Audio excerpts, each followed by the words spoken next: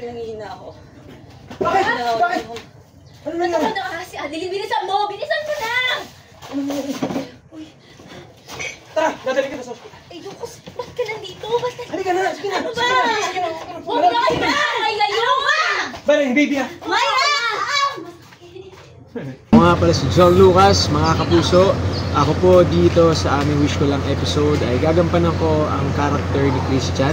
Si Christian po ay isang mapagmahal din na partner, pero may pagkakataong dumating sa buhay niya na siya ay natukso, at bilang lalaki minsan ay hindi natin naiiwasan yung mga ganung bagay.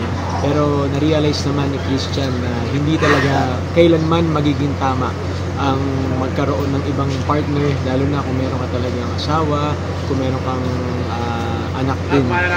Siyempre, kailangan mo sila ang unahin, sila ang laging mamahalin, at huwag kang lalapit sa tukso. Kung sisikapin mo parating lumayo dito para manatili yung magandang pagsasama nyo ng partner nyo.